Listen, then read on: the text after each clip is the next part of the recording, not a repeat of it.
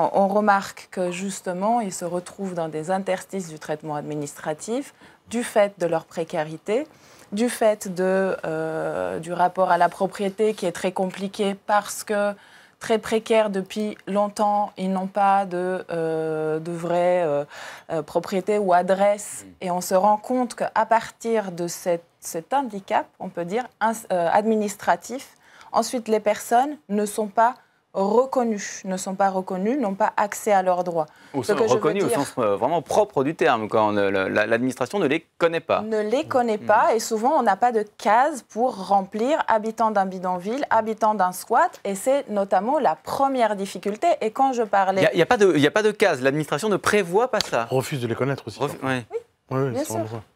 Et justement, quand on parle de porte-parole, parfois ça me dérange parce qu'on a besoin d'un porte-parole pour acter l'existence des personnes en soi. Donc, comme elles n'arrivent pas à faire reconnaître leur voix et leur existence, elles ont besoin de quelqu'un qui se porte caution pour elles. Et souvent, c'est la tâche des associations.